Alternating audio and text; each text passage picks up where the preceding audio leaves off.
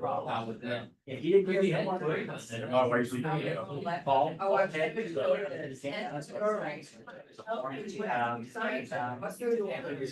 That they built the team to win with Anderson. Yeah. Knows Great, that. God, for my husband, not my mother. So it changes things. Yeah. How's it? They were just like started. Where's your tenure? We, that the NFL's ever seen. We've been on. Who's still in charge? Yeah. Oh, yeah. Got the last one. But the same anyway, you're going to like the cells. Sorry, Sitting on yeah. that, if you want you to die. The way these. It is It is 11:02. It's not that. Oh. So it's like you're scared of me. Giving you room, we're just giving you room. You just want to see the screen, okay. Don't worry, my arms don't flare too much. So, awesome. Yeah. Everyone get a paper? Tamika, you need a paper?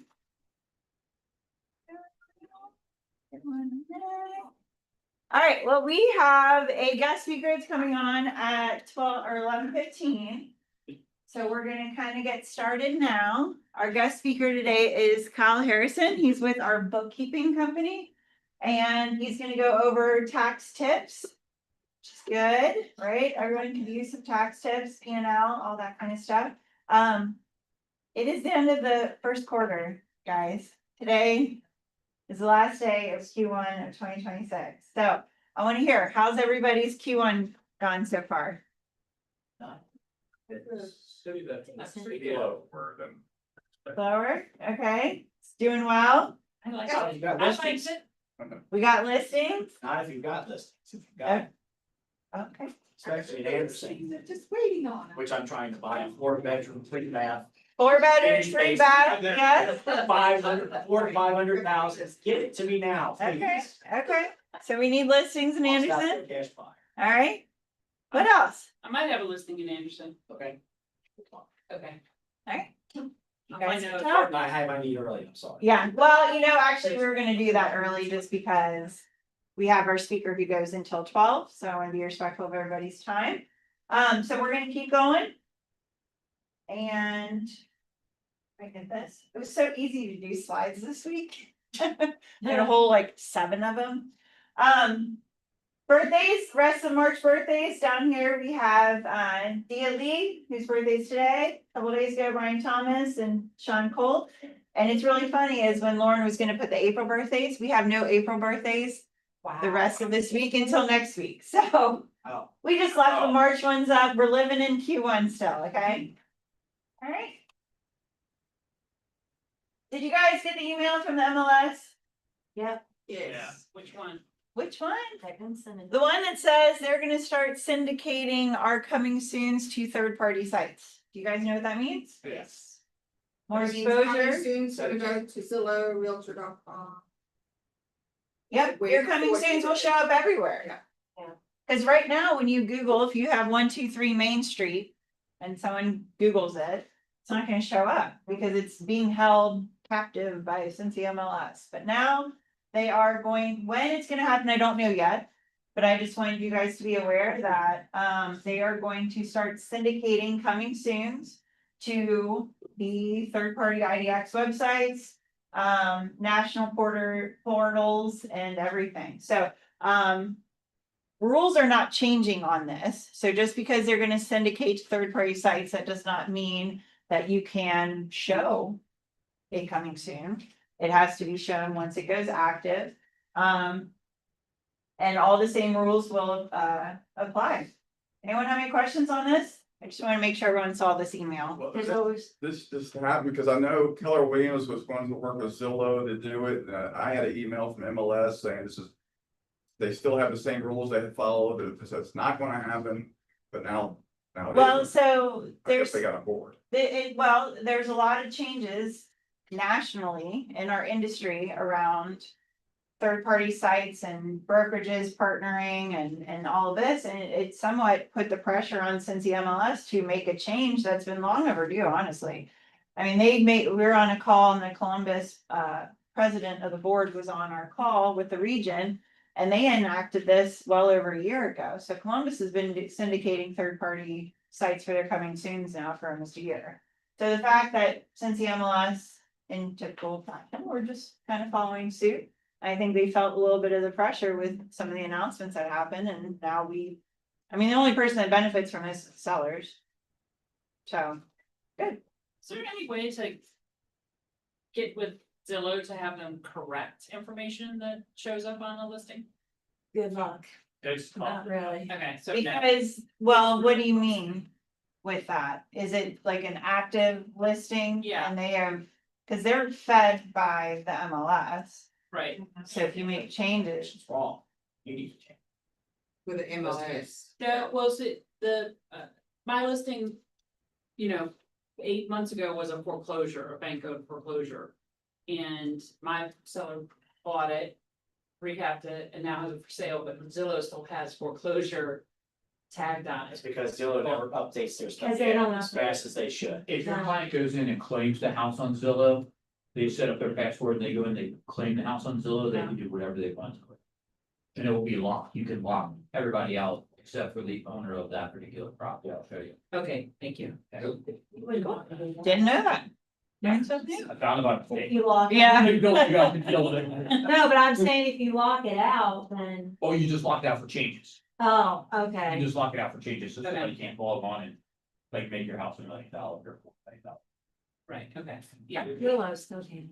So keep an eye on that. As soon as we have more information on when that's gonna be active, we will communicate that all to everybody here.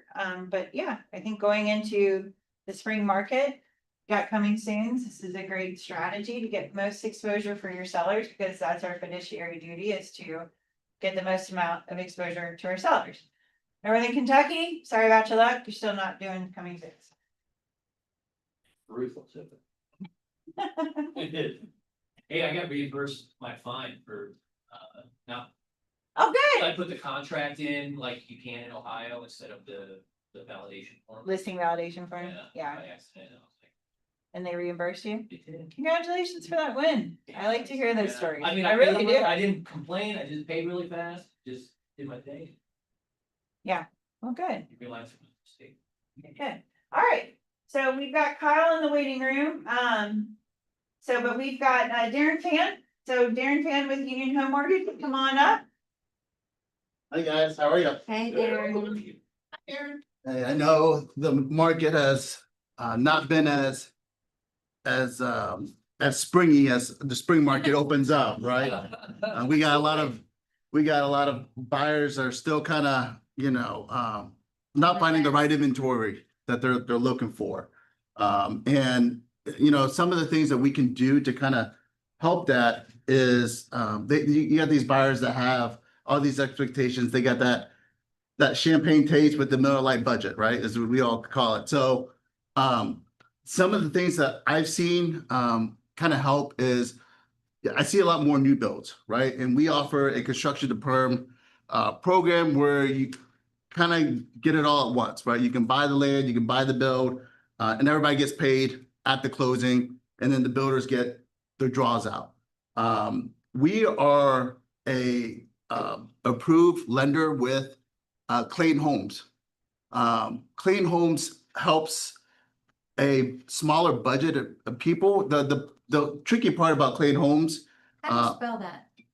Clayton, Clayton. Okay, Clayton. The problem is, as realtors, you kind of have to negotiate that fee up front and ask for like a consulting fee or an advisor fee, or we can kind of build in like a lender credit for you guys so that you get paid. Just know them, get up front, get them pre-approved with me, and then go into, those builders. Or if you have a different builder, a local builder, we can help them with the draws, right? Instead of a Dries or a Fisher, if you need other options. So they can buy the land. If they already have the land, if they have equity in the land, we could use it as, part of their down payment. But it follows similar guidelines, just need about 45 days, right? But it's just a different option for you to get, hopefully some more buyers out there looking, and if they have homes to sell, different options for you. So if you have any questions on that product, just let me know. I know we're on a quick time. I also want to invite you guys, we are doing, we're in April, right? April 23rd at our office. 11:30 to 1 o'clock, we have a lunch and learn, with a local, panel of appraisers. So you can come. There'll be real estate agents from every office. It's gonna be pretty much signed, not sold out, but like, there's gonna be a lot of people in our office. I'll send out QR codes to sign up, give you more information about it. But this is where there's gonna be about 2 or 4 real appraisers locally. You can pick up their brains on, how they, look at VA loans or, FHA appraisals or, where they're getting the comps, the pain points right now with the market slowing down and, lower sales, right? So, it's a great event. I'll give you more information, but it'll be, save the date, April 23rd, 11:30 to 1 o'clock, in our office in Mount Adams. So we're right across from, the UDF in Mount Adams on the 6th floor, if you guys know where Mount Adams is. Yeah, you can. All right, guys, thank you so much. Send And, us some information and we'll get it out for the. And stay tuned. I'm gonna go grab the food. We got some wings, salads, wraps, chips. So Yeah. from a local place, MVP Sports, just right down the street. So. Yeah, thank you, Darren. Guys. Awesome. Well, yeah, so, Darren's event, we'll make sure you guys get information on that if you want to sign up. So that's April 23rd. And after this, we're gonna have lunch. And I believe our guest speaker is on, but I'm gonna do one more announcement.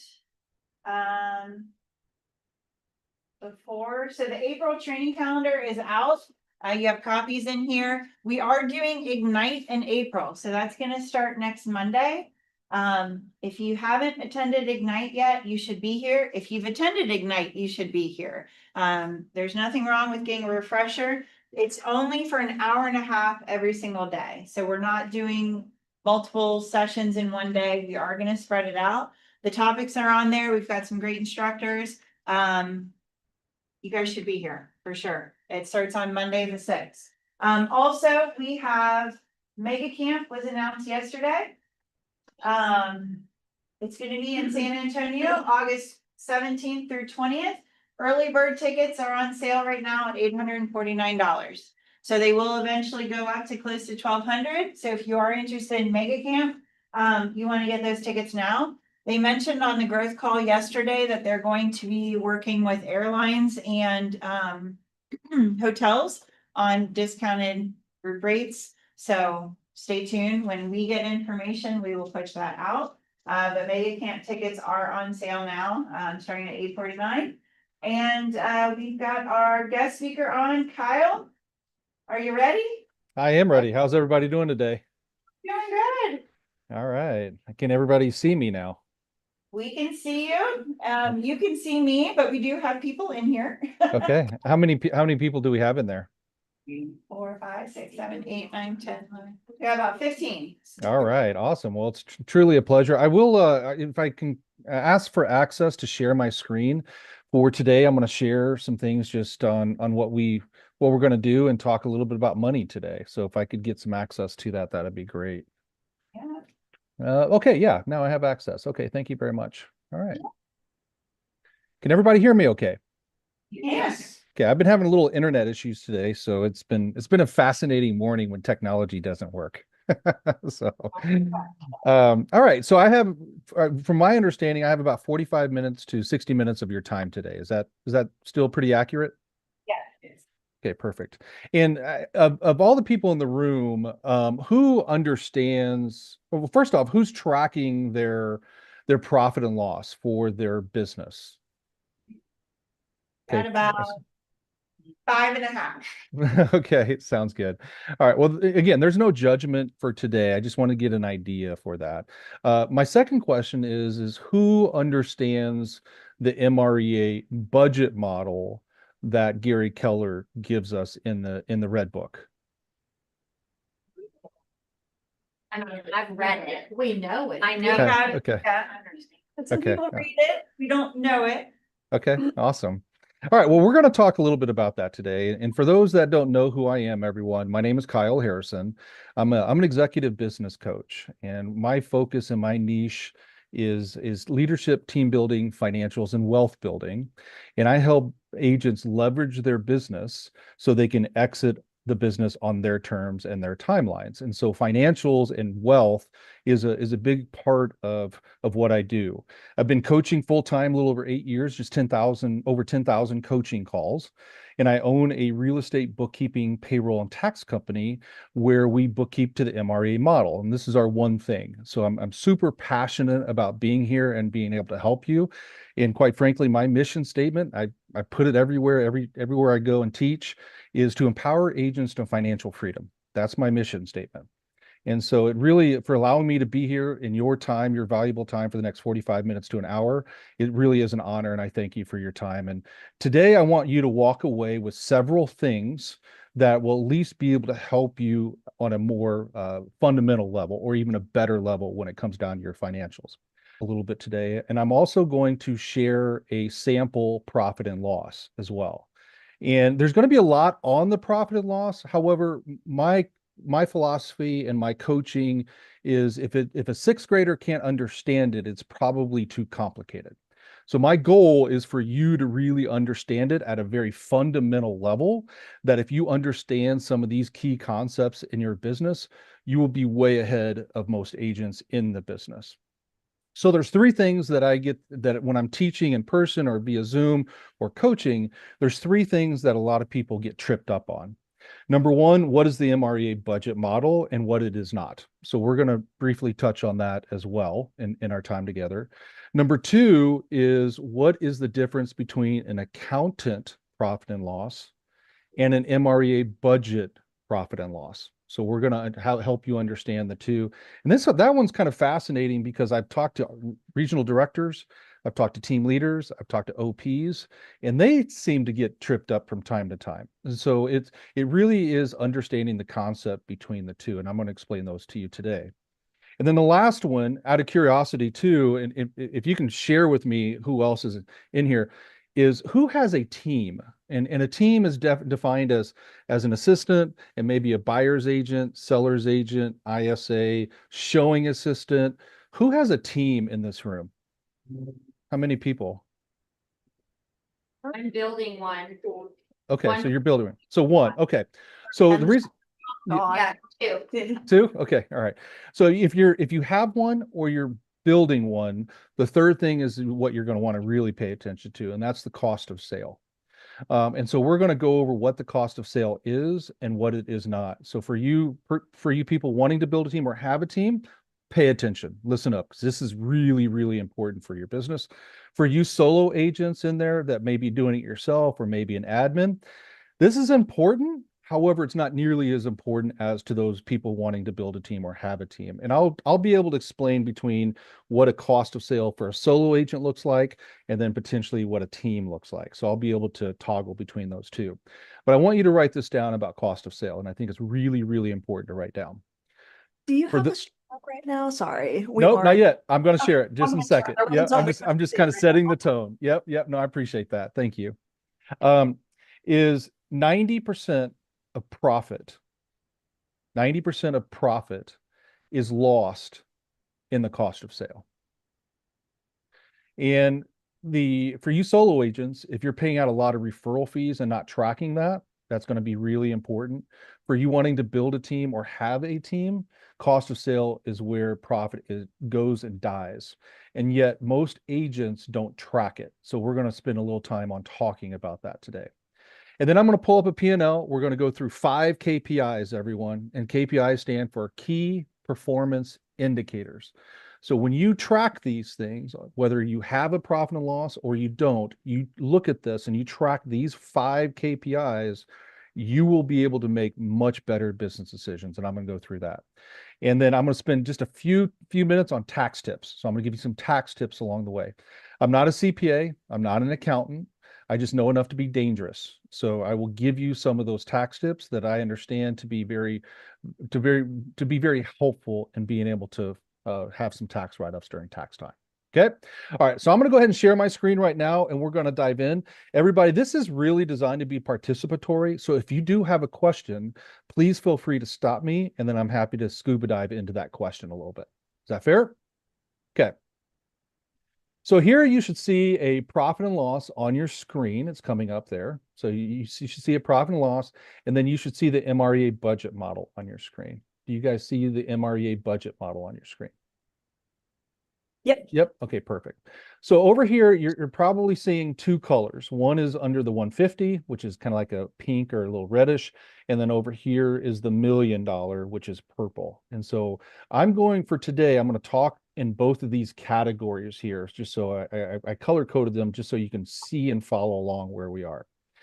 So the budget model sounded like about half of you understood it. And maybe you understood the name or you've seen this document. This is the MREA 2 budget model. Even though the MREA 2 book has not come out yet, this is the latest percentages. Okay. So number one is, if you see up here, you'll see averages. I'm highlighting averages right now at the top left-hand corner. And you'll see best practices over here on the right side at the very top right-hand corner. So you got top left-hand corner, top right-hand corner. So it's important to understand between 150 and 3.4 million. When Gary Keller did his research, he took the averages of all the businesses that had GCIs in those specific categories.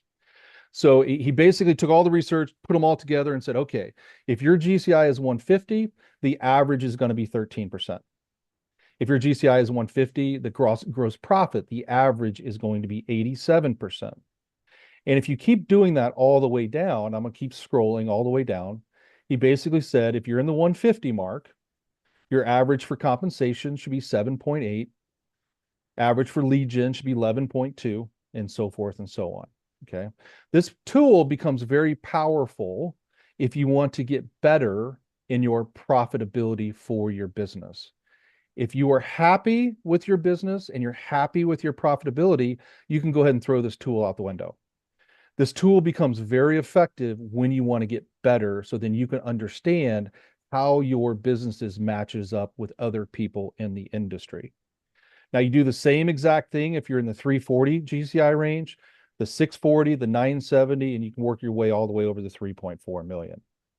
Now, I get a lot of questions and they say, Kyle, what if I'm in between? So let's just say, for example, you're at $500,000. Well, the average would be basically the half of between the two. So for example, cost of sale is 26% on the 340.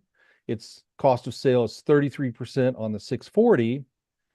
If you were $500,000, the average would be about 30%. So you just take the averages of the two, and that's how you would use this tool for the percentages. Okay. Now, if you look over here on the right-hand side under $1 million and 2.5, that's the best practices. So Gary Keller took all this information, said, okay, here's all the businesses. Now let's drill down on what the best practices are. And then that's where you see in the purple. So for $1 million, the best practice for cost of sale is 25%. The best practice is for 75%. And you can work your way down into that specific column.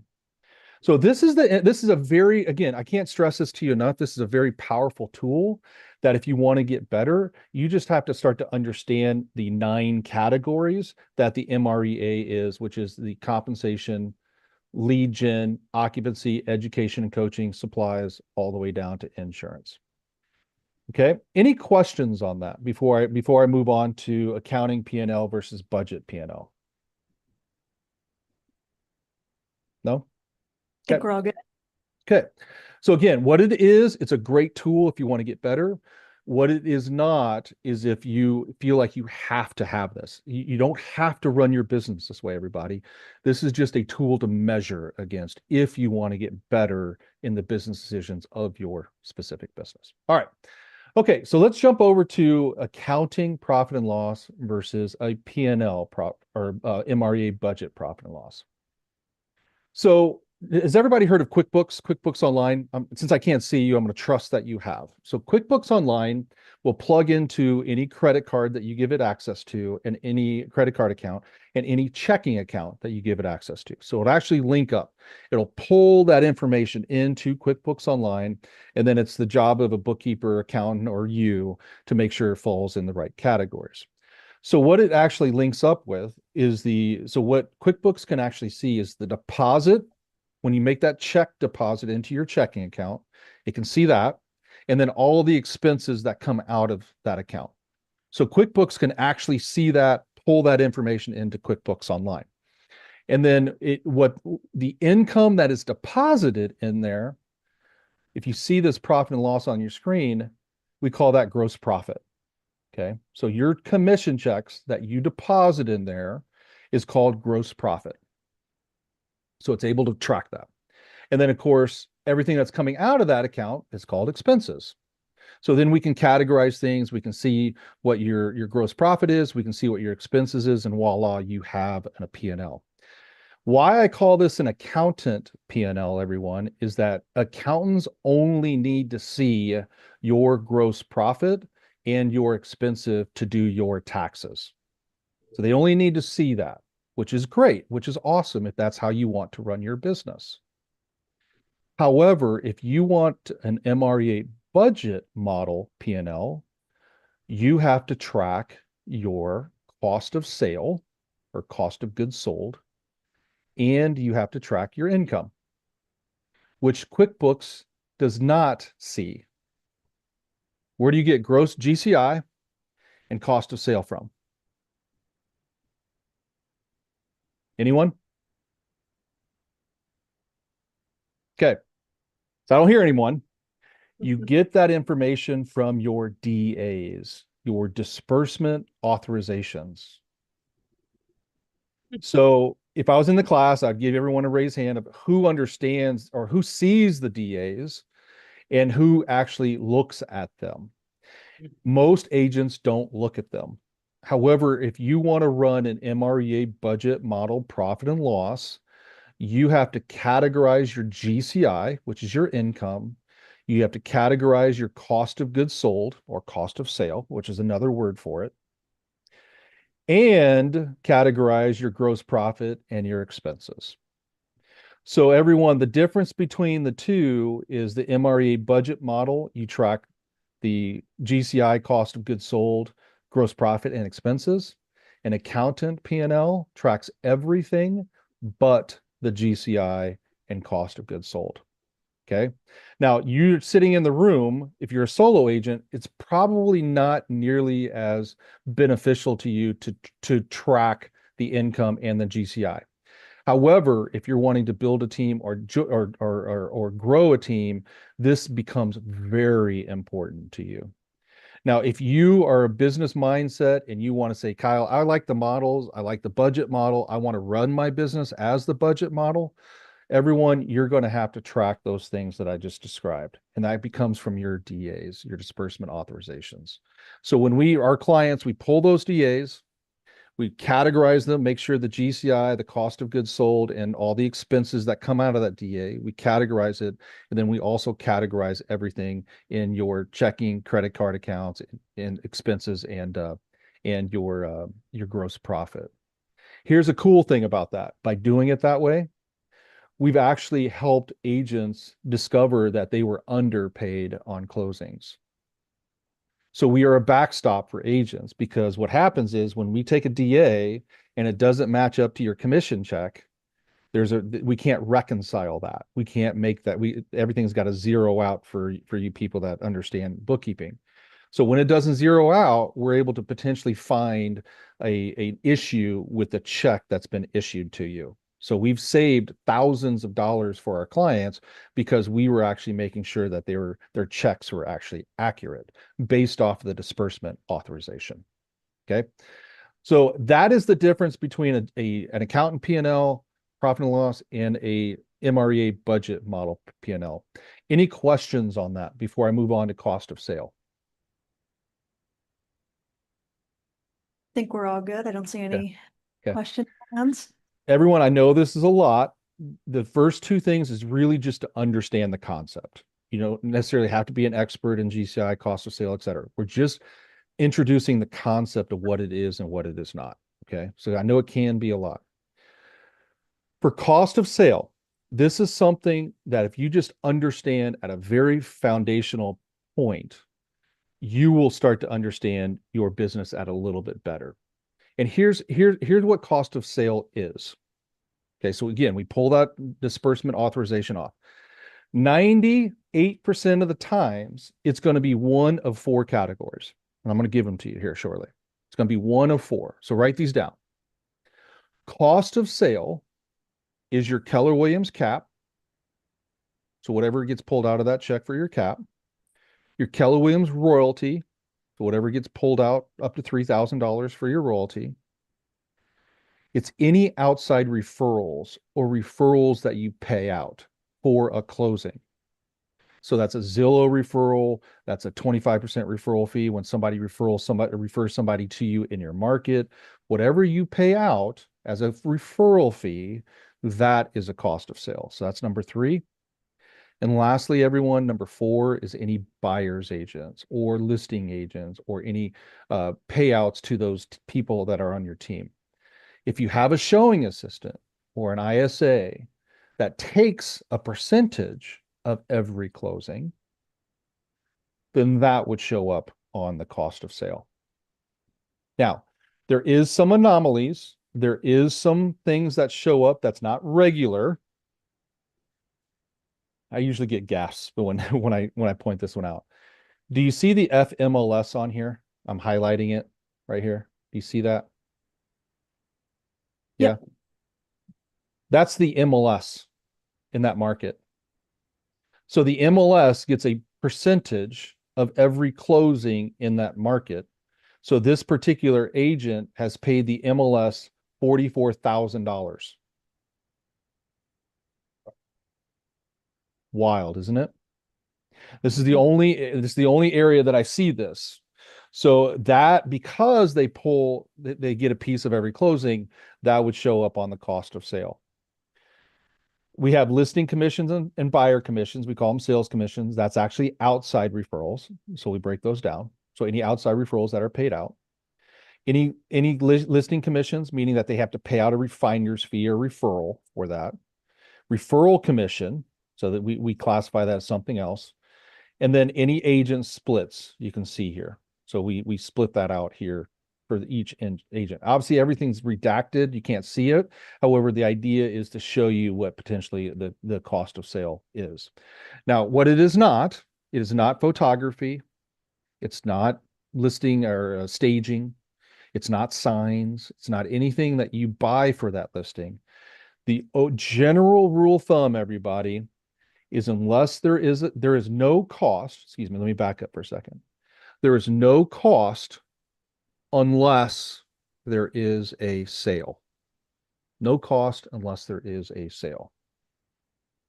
Now, there is some things, and actually I can spend an hour just in this section here on the screen. And I'm not going to do that today. There is some anomalies, like for example, the FMLS is one. I've seen E&O insurance attached to every closing. That would be a cost of sale. Any concessions that maybe you as the agent had to chip in some of you. I was using the example of a buyer goes through a walkthrough and the microwave's not working. The seller said the microwave was working. You're at the closing table. Buyer's not buying it because the microwave's not working. Seller's like, heck with this, I'm not selling it. You as the agent come in and buy the microwave just to keep the deal together. That would be a concession. Okay, so you kind of pitching in your money to buy something to kind of keep deals together, that would be called a concession. So there is some things like that out there that would be under cost of sale. However, 98% of the time, it's going to be those 4 things. Okay? Any questions on this, everyone? Yeah, I have a question. Well, I'm confused about you saying that the MLS gets a fee for every sale. Is that in certain markets? So it's not this. Okay, it's not in this market. Yeah. Yeah, it's basically anything that's attached to a closing. Now, there is some other things, some market centers that I see they charge an overcap fee. Where, if you're capped out and then they charge like it's an overhead fee that just to process your check and some of the overhead to cover some of those costs of MCAs and, those things. That overcap fee would actually be on here. And then, some people try to put transaction coordinators, like if it's a third party transaction coordinator that's helping you and you pay them a flat fee to help you close that transaction. In the MREA 1, that transaction fee was on the cost of sale. In the MREA 2, the newest model, that transaction fee is not, NOT, not part of the cost of sale. That shows up under compensation. So there has been some gray areas where people got confused and say, well, Kyle, I'm paying someone to help me close it, attach the transaction. I hear you. That's just not the model it is today. That moves down into compensation and not cost of sale. So there is a little bit of some gray areas and some confusions that I see out there. Okay. All right. Let's get into the 5 KPIs and the tax tips. So this is going to be really important. Again, there's a lot of numbers here, everybody. I get it. There's a lot going on here. I'm just scrolling down so you can see it. However, these 5 KPIs I really, really want you to pay attention to in your business. And you really pay attention to these, you're going to be doing really, really well. All right. So GCI here, I'm highlighting it, is 1.463 million. So I'm going to be toggling back and forth between this page and the budget page, and I'm going to be referencing the million under the best practices. So when I toggle between those two, that's what I'm going to be referencing. Okay. All right. So coming back here on the profit and loss percentage of total income, KPI number 1 is where your revenue is coming in from. So I'm highlighting 45.38. which is listing revenue. And I'm highlighting 53.61, which is buyer revenue. Now, anyone have an idea why this is important? Why these numbers are important of where your revenue is coming in from? Yeah, because when you're a buyer's agent, you tend to be a little more, I think, physically active, using mileage and I mean, I guess that would be different compared to the, there's more expense, in my opinion. Yeah. If you're a buyer's agent, right, you're going to be more higher on the buyer side.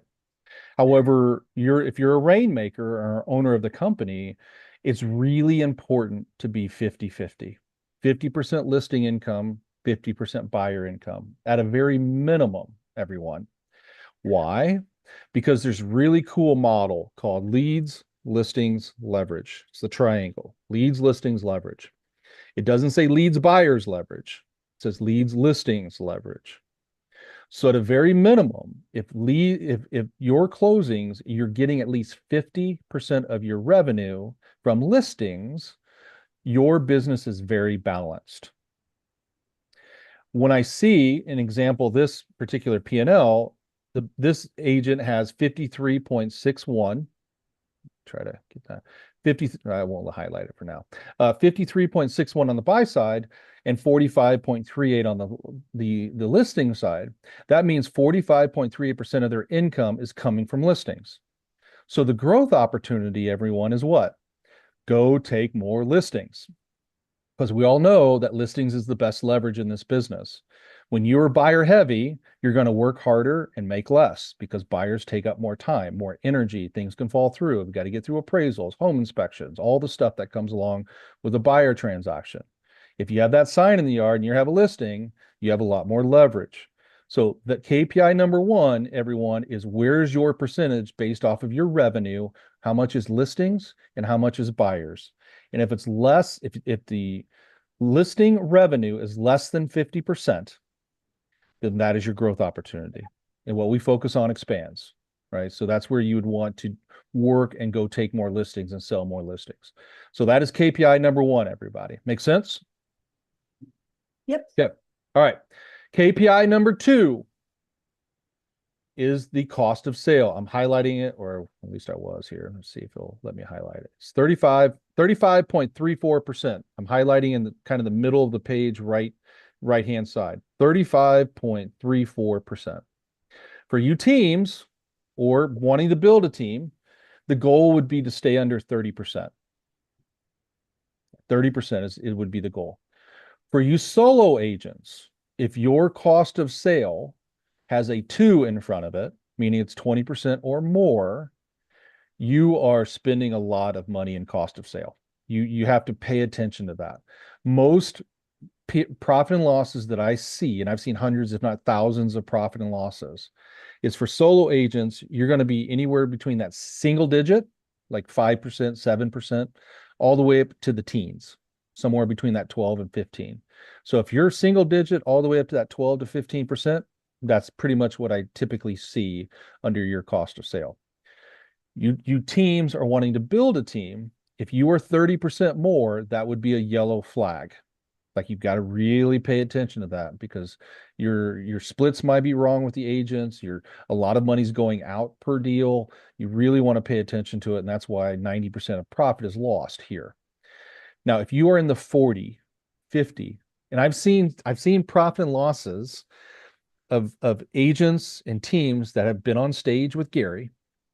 I've seen some of those profit and losses, and I've seen them as high as 60 and 70% in cost of sale. Why is that important, everyone? Because they have a lot of money going out, and they have little money to pay the overhead and the expenses for the team.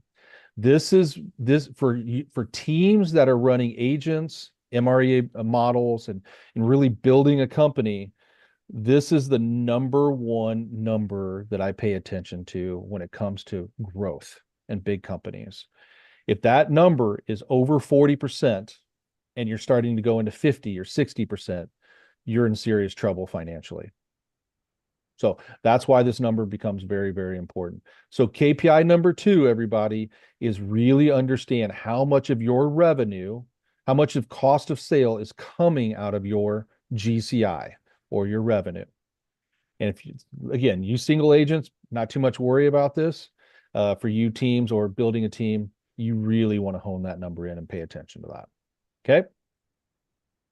All right. KPI number 3, everybody, is compensation. Who in here has an admin or has staff? Okay. Several of you.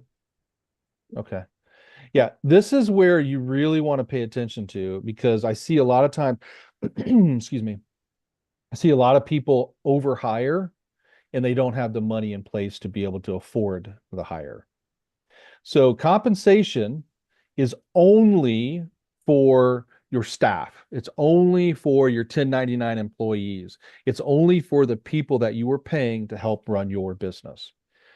This is not your salary, you rainmakers and business owners.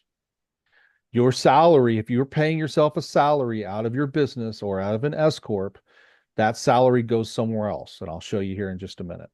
So compensation is just for your hub, or what I call your staffing, your 1099 or W-2 employees. That's VAs, that's bookkeeper, tax people, that's runners, that's anyone that you pay to help run your business. That would fall under compensation. So in this particular case, we're going to scroll down here and look at all the different staff salaries, the benefits, contract labor, professional service, bookkeeping, tax prep, 1099 services, team appreciation, meals, etc. Compensation here is, I'm highlighting it right now, is 9.29% of their GCI. I've seen it as high as 20 and 30%. I've seen 40%. As you can imagine, if 40% of your revenue was going to people that you hired, you're just not very profitable. So this is something that you will want to pay attention to as you have an admin, or you're looking to add admin, or you're looking to hire your first admin. This number is really, really important to that. Now, I'm going to toggle over here under the budget model.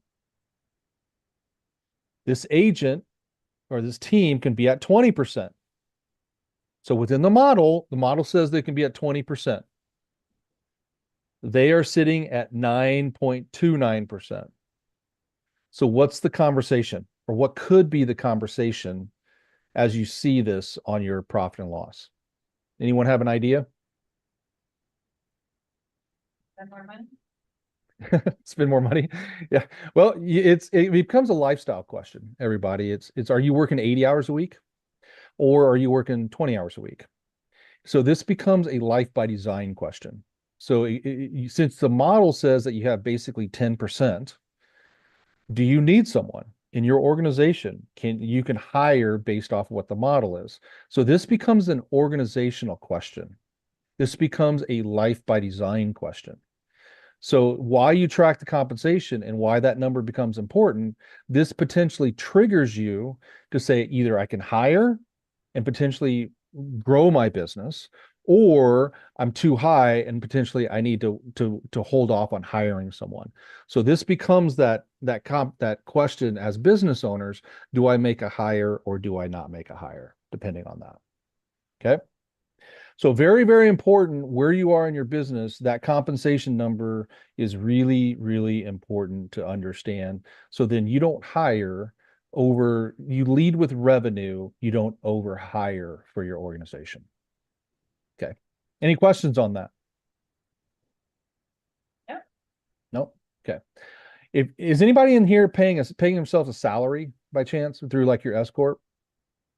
Not a company withdrawal, like you're pulling money out infrequent times, but you're literally working through a payroll service that you're paying yourself a salary.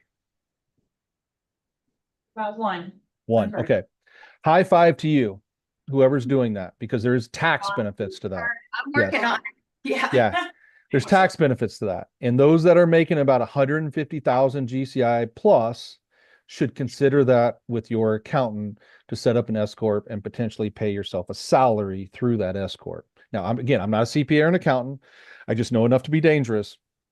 If you're an S Corp and paying yourself a salary, good for you. Okay. The salary goes what we call below the line. And I'll show you that to you in just a minute for the person that's paying themselves. Okay. All right. So this is KPI number 3, compensation, everybody. KPI number 4 is lead gen. How much are you reinvesting back in your business to generate more business?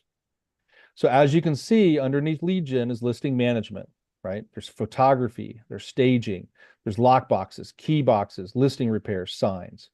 This is listing management under lead gen. Why?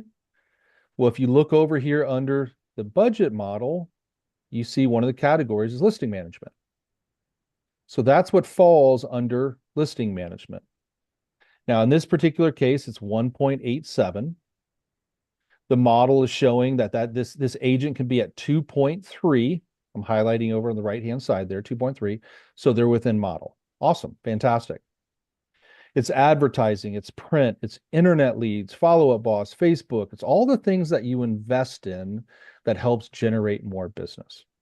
And I want you to write this down, everybody, because it's really important. If you are tracking your money on things that you are investing in to generate more business, like lead gen, you want a 4-to-1 return minimum. And what that means is for every dollar that you're investing, you want a return, an ROI, return on investment, of at least $4. If it's anything less than that, really question it. If you are a 1-to-1 or a 2-to-1, scrap it. It's not worth it. You can reinvest your money elsewhere. If you're a 4-to-1, 6-to-1, 8-to-1, 10-to-1, I've got some clients getting a 50-to-1. Invest as much money as possible in that. It's a great return on your investment. So this is a lead gen in this particular case. This sample, KPI number 4, is 4.29. I just highlighted on the right-hand corner. Let's come over to the budget model, and lead gen can be 7.3 based off the model. So we essentially have about 3% that we can reinvest back into our business. Now that becomes a conversation of where is our money going, and are we getting at least a 4-to-1 return? And I will tell you, just from my experience, thousands of hours of coaching, whenever you reinvest back into your database, client events, giveaways, pop buys, things like that, you will get a minimum 4-to-1. I've got some clients getting 8 to 10-to-1. Some clients are getting a 50-to-1. So I'm just letting you know that you don't necessarily have to go buy online leads. Just reinvest back into your database. That actually gives you the best return if you are doing it effectively. All right. Okay. Tax tips. We got about 9 minutes and I want to be respectful of your time. Tax tips number 1, everybody. Meals. It's a 50% write-off. So run meals through your business. Don't put them on personal and move them over to business. Don't do that. Run meals through your business as long as you're having meals for business, coffees, lunches, in between appointments. These are all meals for your business. Okay. It's a 50% write-off. Tax tip number 2 is branded versus non-branded gifts. Everyone brand everything that you give your clients. It's more of a write-off for you. Brand, brand, brand. Some people just say, oh, I'm going to give them a gift card. Well, that $50 gift card is not a write-off. I mean, it kind of is. You brand that gift card and you have your logo and everything on that gift card. That is a branded gift, right? So brand everything. You get much more of a write-off. Mileage. Make sure you're tracking your mileage. Tax tip number 3. That's super important. Okay, so make sure you're tracking that. If your business owns the car, it's a little bit different write-off, okay? However, most people don't have their business owning the car. Really, really track your mileage. It's a great write-off.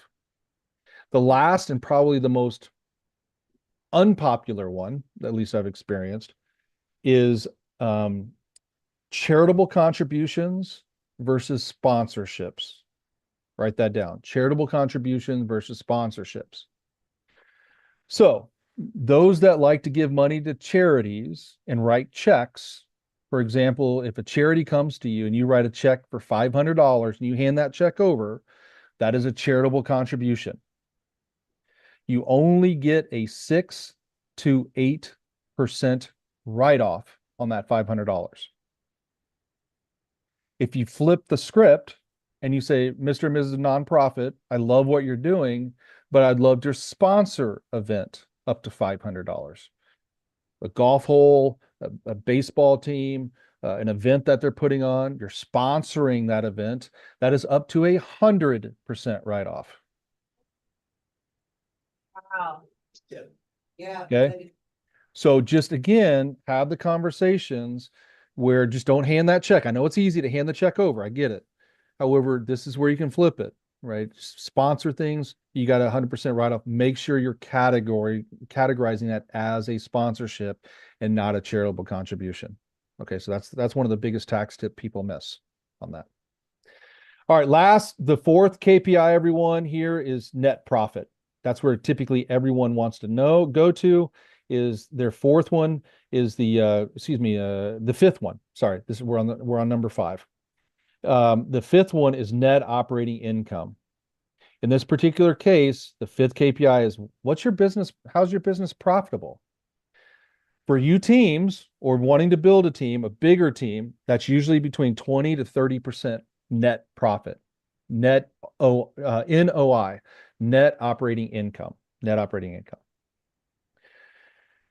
That's for teams. For you solo agents, if your net profit is in 60, 70, 80%, you may need to hire someone because you're probably working a lot of hours. So there is a toggle between you solo agents and teams that you want to be in. Solo agents is going to be around that 50 and 60%. You start getting past that 60, 70, 80%, you probably need to hire. I've seen solo agents as low as 40%. Again, it just depends on what your business is looking like and the people that you are paying for. All right, so this agent their team is making 44.13% based off what the model says. The model says they should be in 39%. High five to this team. They're beating the model. Awesome. They're doing a great job based off the best practices. All right.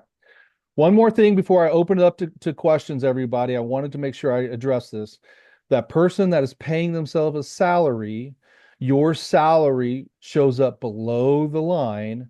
And what that means is anything under net operating income is called below the line. So you want to track your income below the line, and you can see here in this sample profit and loss, salary is the rainmaker, you as the owner, and they're paying themselves $57,000 a year. So anything that's related to you, rainmaker and owner, you want to pay below what we call below the line. All right. Everyone, I know I threw a lot of information at you and you grab about 3 to 5% of the information. So I understand that, but I would love to hear what you heard from today. Sponsorship versus. Yeah, sponsorship versus donation. What's the Awesome. difference? The charitable We've got a Uh, question. question, personal, like. My wife and I donate or make a charitable contribution. Mhm. How much of that is tax deductible versus me as an agent? Charitable? So if you personally do it, just get with your accountant, make sure that they're getting that write-off. It's a 6 to 8% write-off for them. Yeah. So tithing does not count. I don't believe tithing counts. So you've got to really make sure what that charitable contribution is and that your CPA and accountant really understands where that money is going. Okay, so sponsorship as an agent is better than. It's up to 100% write-off. That's exactly right. Yep. Yeah. So you high income earners in the room, there's a game, and I can go into this as well. There's a game of making money and there's a game of keeping money. Depending on what game you're playing, if you're in the game of keeping the money because your income is up, you really have to understand taxes and really use your business to be able to push down some of your taxable income. So it becomes if you're playing that game, which is awesome if you are, is really, you have to be very aware of where you can get business write-offs. All right, any other questions or what you heard from today, everybody, before I go? My husband's a genius. He does my books. It was good news for me. Yeah, reaffirm some of the things that we're doing. Yeah. Awesome. That's awesome. Does he have a promo code or anything for his website? Because I'm gonna schedule a consult. Yeah, we yes. are running promo. If you sign a 6-month agreement, it's not a contract or anything. It's a 6-month agreement. We are giving 50% off on onboarding fee, which is it's a lot to be able to onboard new clients. You actually have a call with me. So I do the consultations. So I really ask a lot of questions around your business, and we talk about that is, and we may be a great fit, we may not be. So it really depends on what your business is doing, and I can be able to help at least point you in the right direction. But that's the promo that we're running for this quarter, is that if everything looks good, pricing looks good, you sign a 6-month agreement, we'll give you 50% off on your onboarding fee. Great. Yep. Okay. All right. Anyone? I think we're good. This is great information, Kyle. Thank you so much for spending your afternoon with us. Likewise. And if you can, I know we have your information, but if your assistant could send over the information on the promo, we'd like Okay. to get that. Yeah. Yeah, that's great. I appreciate that. And Shannon's on here. She's my director of growth. And so she'll be in contact with all that stuff. So really appreciate the opportunity. Thank you so much for allowing me to spend time with you. And thanks for allowing me to live out my mission today for this hour. So thank you. Have a great day, everybody. Appreciate you. Talk to you soon. Okay. All right. Bye-bye. All right. See, y'all don't get excited like I do about money. I'm excited that somebody can do it for me. Yeah. Oh yeah, okay, just get excited about leverage, right? I'm like, I need that. But here's the reality of it, like this is probably some of the most important content that you need for your business, because we need to be running our businesses like businesses. And if we're not handling the finances, if we're not paying attention to a budget, then we're probably missing out on write-offs, opportunity to put more money in our pocket. And what else? Mismanagement of funds. We don't want to do that. There's also a reality, like when we're looking at the lead generation and are we spending enough money? I liked what he said about reinvesting the money into our database as opposed to just going and buying leads. That money is the return on investment. Done? QuickBooks makes everything easier, and when I started, as an agent, that's the first thing that we did was to get QuickBooks. Mhm. And I never wanted to view my business as money that got dumped into my checking account. We looked at it as business. The business pays out these things. The QuickBooks was amazing and I'm glad we started out that way. So if Yeah. you're not using QuickBooks or something like that. Yeah, I online started the right QuickBooks. way. It's great. So you can tie your business accounts, your credit card to your QuickBooks account and your QuickBooks will learn certain transactions as they come in. They know how to classify it so that you can spit out a P&L, your profit and loss real quick and do a monthly review it monthly. We do. Yeah, you review it monthly, you figure out where you're spending your money, maybe, and that shows opportunity where you could maybe reinvest more, or maybe you need to cut back. Or as you're growing your business and you hit that 100 to 125,000, 150,000 in GCI, you can look at, okay, what am I paying myself? Paying myself a salary. That's not just taking a distribution, it's paying yourself a salary where you're getting, there's tax benefits with an S corp as you pay salaries and have 941 payments, and things like that. But again, I'm not an accountant, so please, I just live in it, but I'm not a CPA, so talk to your CPA and making sure that you're running your business like a business. So we're wrapping it up. Let's do I Have I Need. And then Darren is in the kitchen with some yummy food from MVP. So what do we got? I know Andrea has something. Andrea? Yes, okay, I'm so excited. She has her first Ohio listing. But I'm especially excited about this too, because I think it's just a great, it's a one unit, it has 2 units, just a duplex. 1 bedrooms, 2 1-bedroom units, 1 bathroom. The upstairs has a potential to make another bedroom and like office space, so it's 290 and it is. What is Virginia Avenue, north side, maybe? North side, okay. I'm still working on this one and learning the area, but it's such a great, it's a brick, it's got plenty of parking, just a great spot. And I do have one in Kentucky that has not been listed yet, but he's ready to go right now. If anybody has anyone, it's 3-bedroom, 2-bath. This one's gonna be 250. It's on a cul-de-sac, it's in great shape. It does need like some carpet probably, but What part of town? Erlanger, Erlanger? 250. Is bi-level. I need a King School District, around 600,000. It has to have a 2-story family room. And King School District, like a vaulted Okay, got it. family room, that's like a requirement, at least 4 bedrooms. We'd go higher than 6. He's seen what's on the market, but it has to be Kings. That's the biggest thing. So if you guys hear of anything, let me know. King School District, got it. Mm-hmm. Yeah, I got it's not, won't go live, probably not till May, but it'll be done, they're building a new house, so 2-bedroom, 1-bath in Oakley, on the edge of Hyde Park, right off of Erie. Light district. Gas line. Yeah. It'll be right around 300, with garage. It's got a little hillside, but it's got the good, set of thingy, like that outside. It's really nice. what was the price point again? Right, somewhere around 300, probably a little above. Okay. But it's a great starter on Dead End Street. Could be everything. I have my cute little cottage in Morrow. It's a 3-2, 259.9. It's right on the Little Miami Bike Trail. And down, Completely up there. yeah, thank you.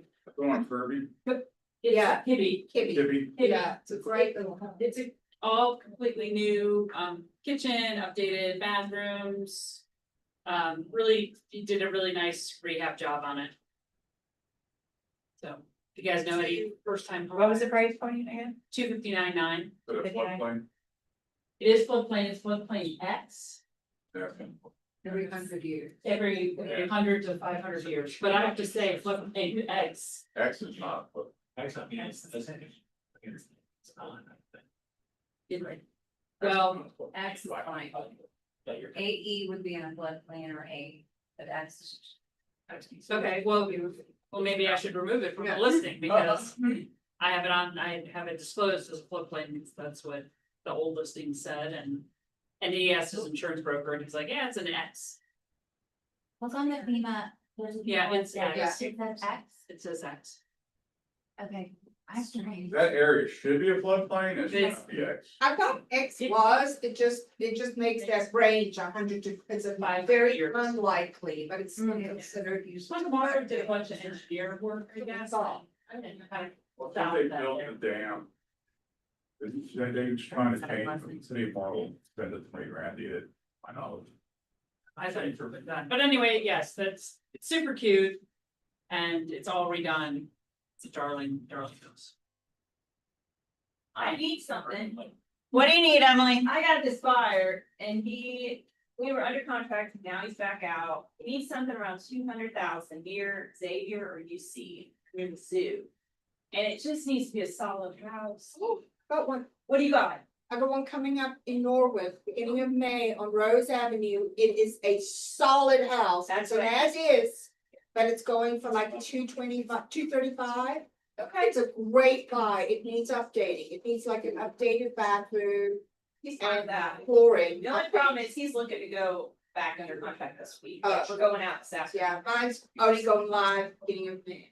Okay, good to know. You But, can find yeah. it. Did you see my little one in Norwood? It's little. No. Yeah, The 2-bedroom, 1 bath, 175. It's on Lincoln, 1846 Lincoln Avenue. I'll take a look. No off-street parking. Okay. I don't know if that's a deal breaker. It's cute. It's No. clean, move-in ready, 1846 Lincoln.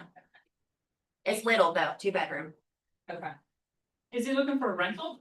He's gonna live in it and then I think he wants to buy more property as he gets older and rent it out. So, I do have a rental in Norwood coming. It's a 2-1, it's my rental, it'll be. We haven't quite decided, it's gonna be somewhere between 17 and 1900, it's a little house. With a garage and a yard. So it's cute, it's on Globe, that's parking. Oh, yeah. 53. Dawn, what do you got? I've got two that went coming soon yesterday. One's in Miami Township. It's a 4-bedroom, 2.5 bath. It has a 2-car attached garage, it's a 2-story, and then it's got a 2-car detached garage. Above ground pool, oversized driveway, partial basement, the partial basement is partially finished with a really nice rec room. So we put that on for $450.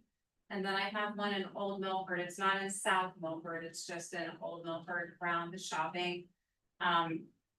It's a really pretty little house. 2 stories, 3 bedrooms. It has 2 full 2.5 baths. And it's all view out the back, just really a cute place.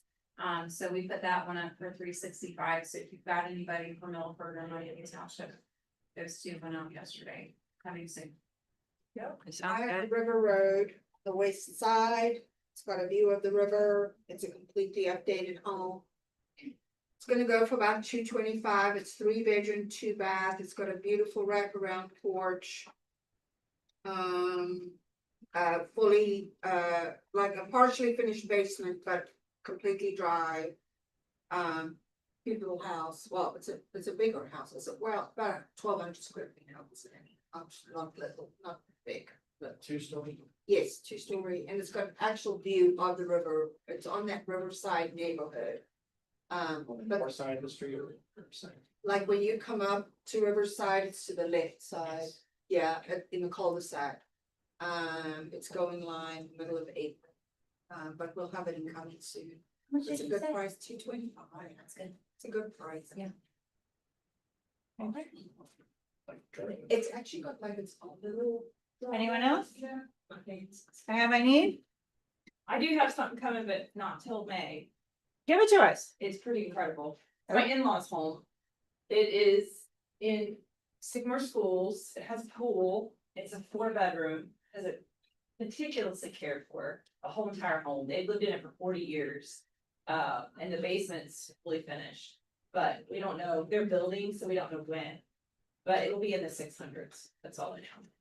Cool. But perfect family home. And the neighborhood is like the family neighborhood. It's all turned over and there's all these little kids and No.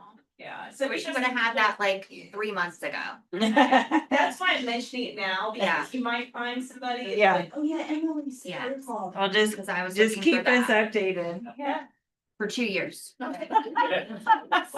animals. All right, well, thank you guys for coming in. We've got lunch in the kitchen, help yourselves, and appreciate you. Thanks, Lindsay. Oh, yeah. So I did- Maggie, Maggie. So you're good.